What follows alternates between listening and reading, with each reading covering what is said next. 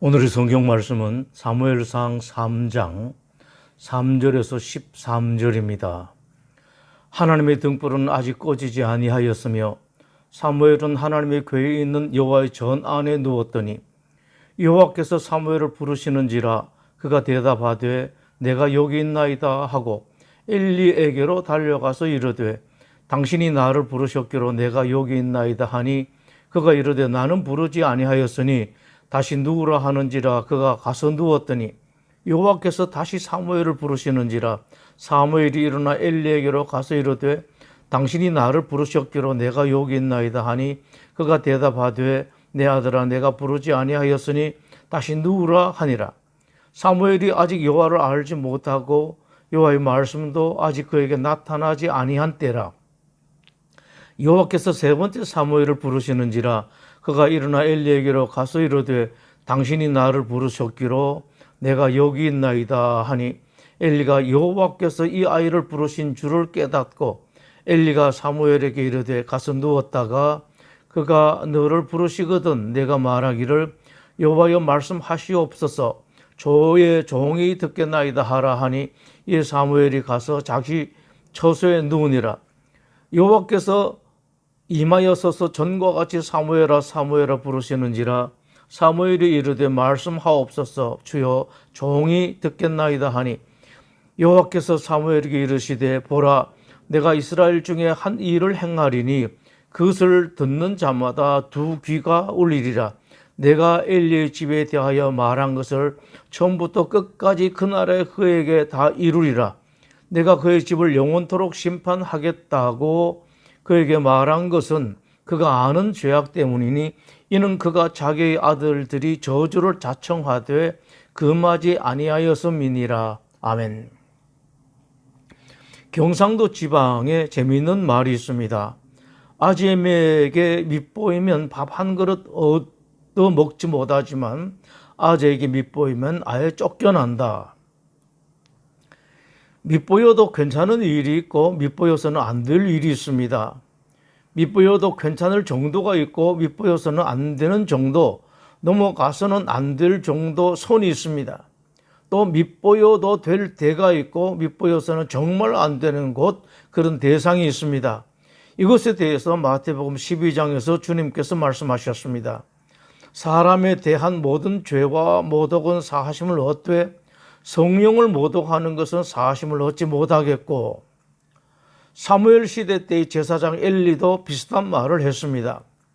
사람이 사람에게 범죄하면 하나님이 심판하시려니와 만일 사람이 여호와께 범죄하면 누가 그를 위하여 간구하겠느냐. 사무엘이 어렸을 때였습니다. 12살 정도 되었을 때인 것 같습니다. 어느 날 밤 하나님께서 성전에서 자고 있는 사무엘을 부르셨습니다. 사무엘은 아직 어려서 하나님을 잘 알지 못했습니다. 하나님이 부르신 줄 모르고 엘리 제사장에게 쫓아가서 말했습니다. 저를 부르셨습니까? 엘리가 아니라고 했습니다. 하나님께서 두 번째 또 부르셨습니다. 또 엘리에게 쫓아가서 자기를 불렀는지 물었습니다. 또 아니었습니다. 세 번째 또 부르셨습니다. 그제야 엘리는 하나님께서 사무엘을 부르신 것을 깨달았습니다.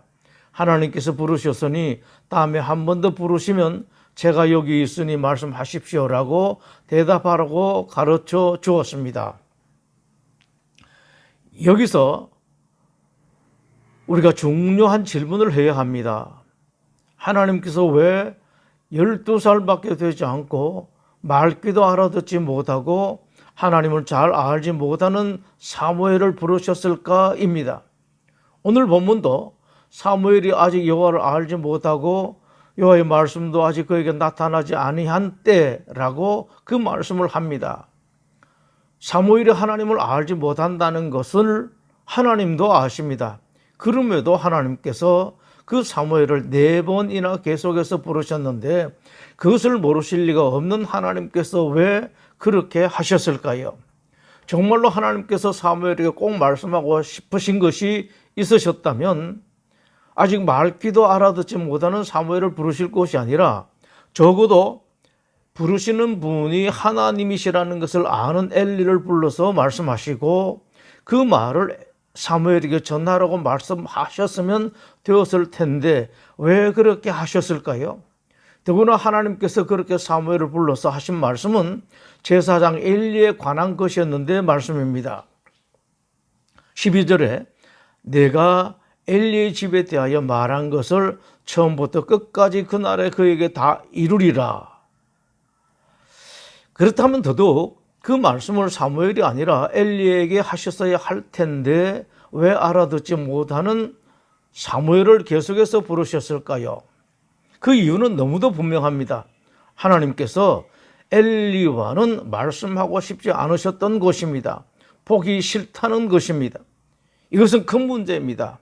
인생 살면서 이런 일이 있어서는 절대 안 됩니다.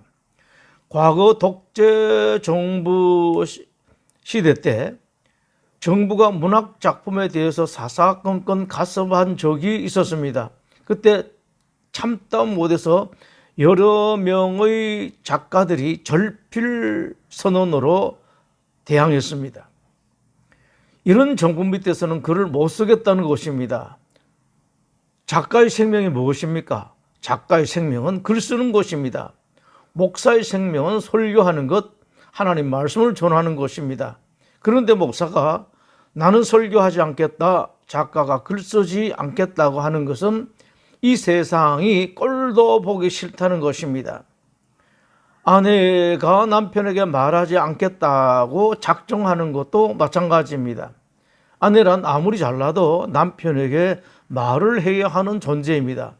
남편에게 이 말 저 말해야 숨통이 트입니다. 그런 아내가 남편에게 말을 하지 않겠다고 하는 것은 남편이 보기 싫다, 정말로 꼴도 보기 싫다는 절규입니다. 선지자 이사야 시대 때 이스라엘이 하나님께 해도 너무 했습니다. 사사건건 불순종했고 죄악이 너무 심했습니다. 하나님은 너무도 속상하셨고 심장이 터질 것 같았습니다.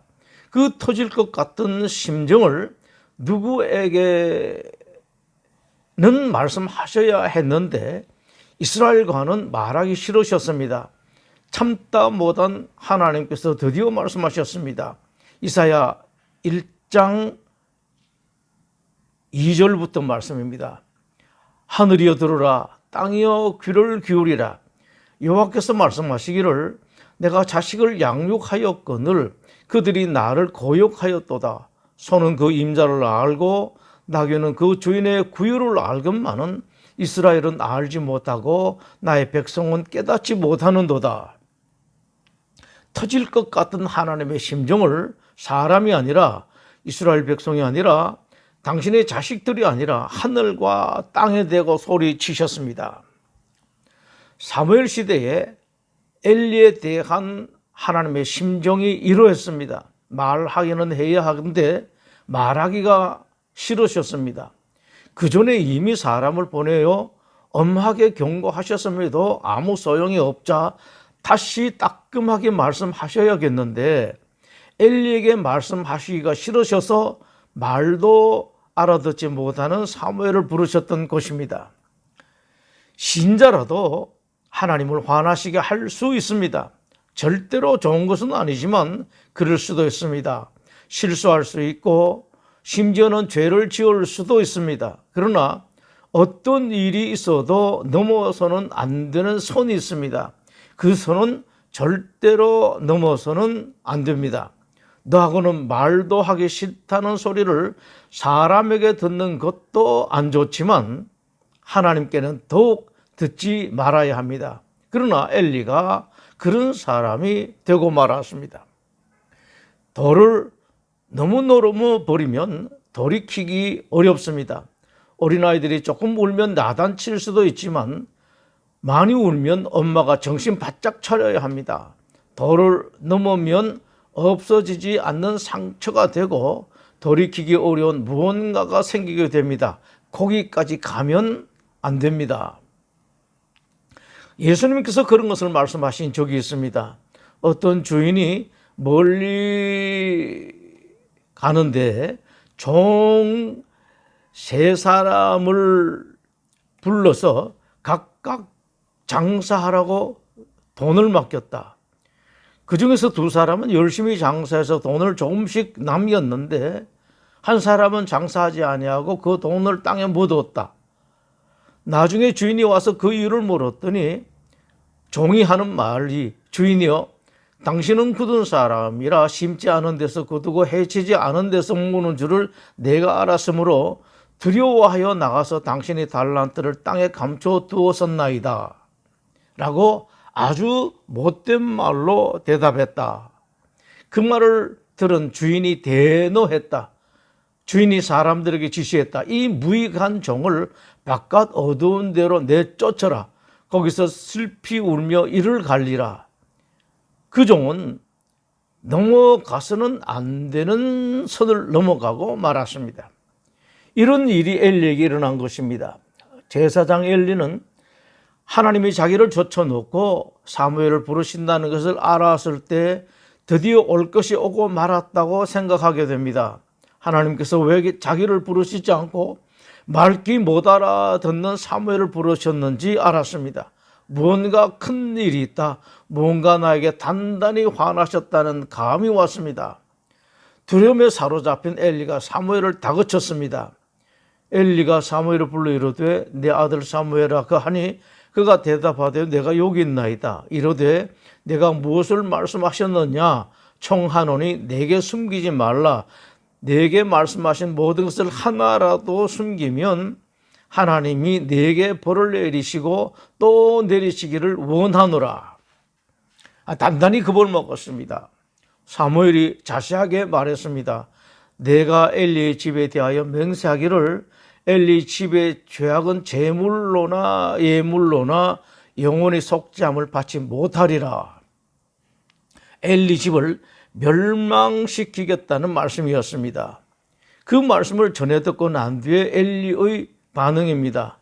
이는 여호와이시니 선하신 대로 하실 것이니라. 이 엘리의 말에 대해서 생각할 것이 있습니다.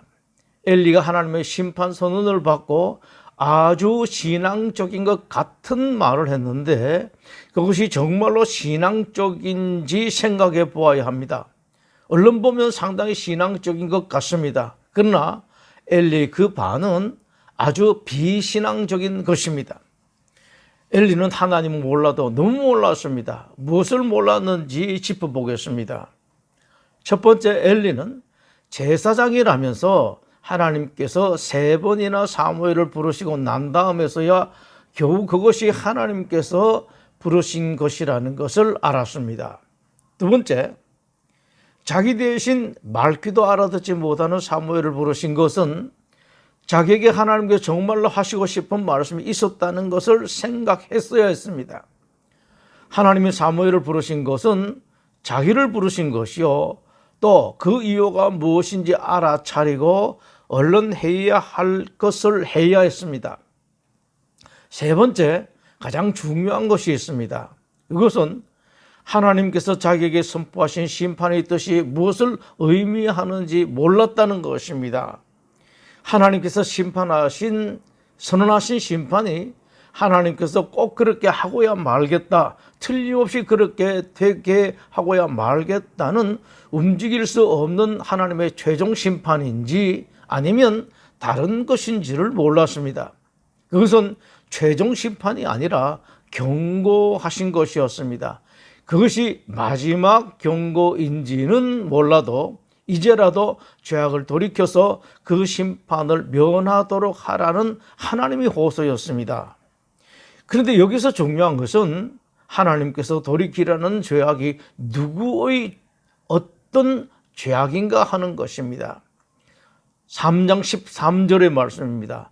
내가 그의 집을 영원토록 심판하겠다고 그에게 말한 것은 그가 아는 죄악 때문이니 이는 그가 자기의 아들들이 저주를 자처하되 금하지 아니하였음이니라.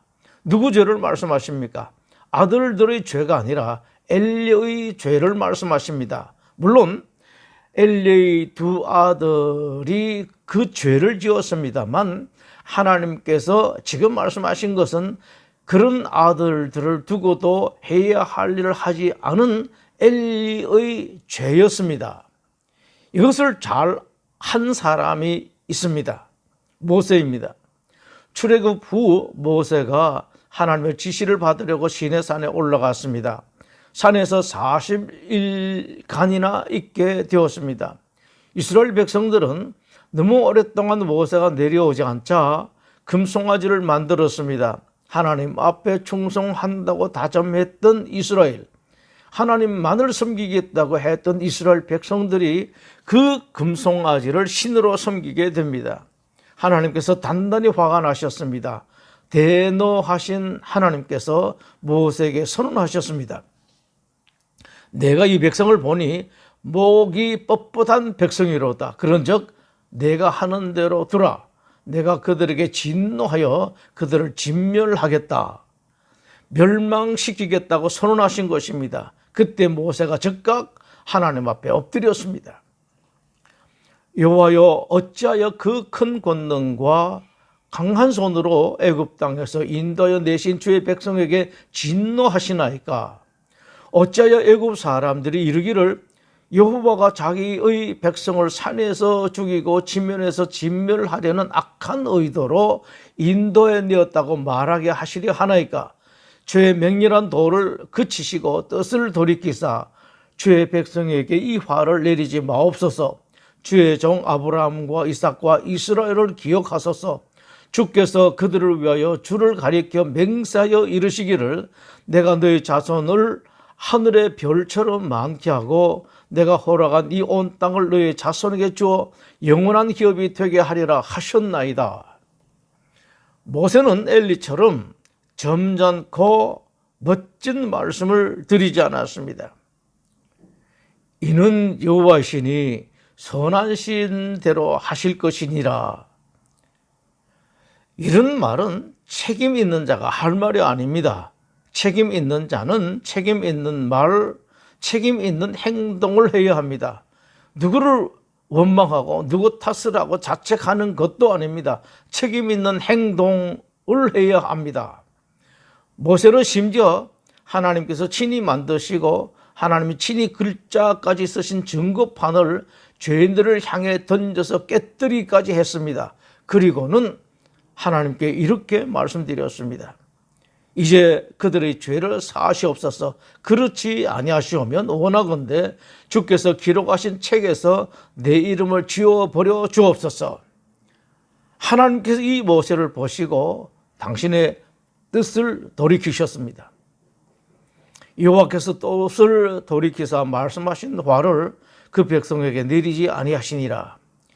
이스라엘 대표 모세로 인하여 멸망받을 수밖에 없었던, 버림받을 수밖에 없었던 이스라엘이 구원을 얻게 되었습니다. 엘리는 여기에 실패했습니다. 그때 엘리가 재빨리 엎드렸든지 일어섰든지 뭐라도 제대로 했다면 역사가 바뀌었을 것입니다. 하나님께서 말씀하십니다. 오라 우리가 서로 변론하자. 너희 죄가 주홍 같을지라도 눈과 같이 희어질 것이요 진홍같이 붉을지라도 양털같이 희게 되리라. 그냥 붉은 것 정도가 아니라 씻을 수 없고 용서받을 수 없는 죄를 지었다고 하더라도 하나님께 오기만 하면 용서하시겠다, 양털같이 희게 해 주겠다는 말씀입니다. 엘리가 제대로 엎드렸다면 엘리가 용서받는 것은 물론이고 엘리 자식들이 멸망하는 것을 막을 수도 있었을 것입니다. 하나 더 있습니다. 하나님은 죄인이 돌아와서 엎드리면 용서만 하시고 끝내실 것 같습니까? 절대로 그것으로 끝나지 않습니다. 죄인이 진실로 돌아오면 벌은 주되 벌과 다르게 어마어마한 복을 주실 수 있습니다. 이런 분이 바로 하나님이십니다.